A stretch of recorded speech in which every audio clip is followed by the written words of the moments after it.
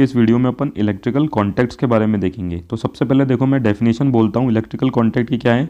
ये कंपोनेंट है किसके, इलेक्ट्रिक सर्किट के, ठीक है ना। वापस से बोल देता हूँ, इलेक्ट्रिक कॉन्टैक्ट क्या है, ये कंपोनेंट है इलेक्ट्रिकल सर्किट के, ठीक है ना, या फिर इलेक्ट्रिक सर्किट के कंपोनेंट है जो किस में मिलते हैं अपन को, इलेक्ट्रिकल स्विचेस में भी इलेक्ट्रिकल कॉन्टैक्ट होते हैं, या फिर अपनी रिले में भी इलेक्ट्रिकल कॉन्टैक्ट होते हैं, या फिर कनेक्टर में और सर्किट ब्रेकर में तो आप सब जानते ही होंगे, ठीक है ना।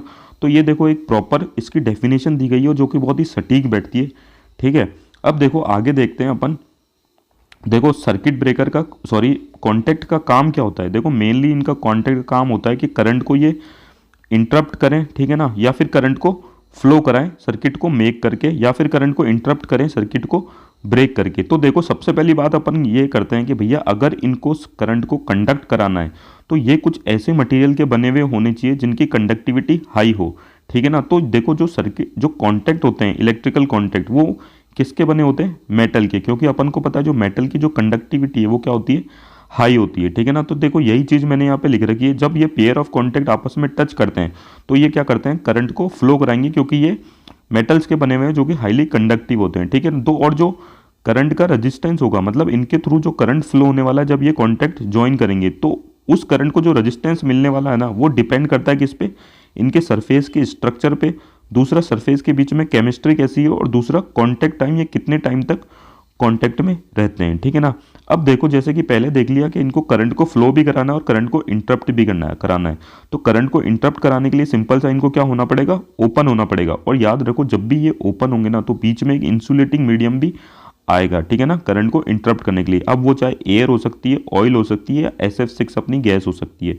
तो देखो यही चीज़ मैंने यहाँ लिख रखी है, when a pair is separated by insulating gap then the pair does not pass the current, क्योंकि जब भी इस पेयर को सेपरेट करते हैं इंसुलेटिंग गैप से तब ये क्या करता है, करंट को इंटरप्ट करता है। तो देखो दोनों बातों को समराइज करके लिख रखी है, जब कॉन्टैक्ट टच हो तो उसको अपन बोलेंगे स्विच क्लोज, नहीं कॉन्टैक्ट क्लोज, और इस पोजीशन में क्या होगा, ये करंट को फ्लो करवाएगा क्योंकि करंट के पास एक कंटिन्यूस पाथ है। और जब भी कॉन्टैक्ट अपने देखो यहाँ पे सेपरेट है तो इसको बोलेंगे अपन कॉन्टैक्ट ओपन, और इस पोजीशन में ये करंट को फ्लो नहीं कराएगा क्योंकि करंट के पास एक तो कंटिन्यूस पाथ नहीं है और दूसरा अपन ने जो मीडियम है वो इंसुलेटिंग मीडियम है, ठीक है।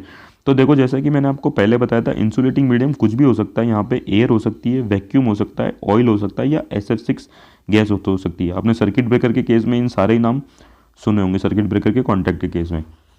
अब देखो बात ये आती है कि इन कॉन्टैक्ट को ऑपरेट कौन करता है, मतलब कौन तो इनको ओपन करता है और कौन इनको क्लोज करता है, अपने आप तो होते नहीं होंगे। तो देखो सबसे पहले अगर अपन पुश बटन या फिर अपने घर के स्विचेस की बात करें तो ये मैनुअली ऑपरेटेड रहते हैं, या फिर यहाँ पे मैंने लिख दिया बाय ह्यूमन। दूसरा अगर अपन सेंसर या फिर मशीन कैम्प्स की बात करें तो ये मैकेनिकल प्रेशर से ऑपरेट होते हैं। और तीसरा तो बहुत ही बढ़िया एग्जांपल है अपना रिले का। अपन को पता है रिले के जो कॉइल है उसमें एनर्जाइजिंग करंट आता है, ठीक है ना।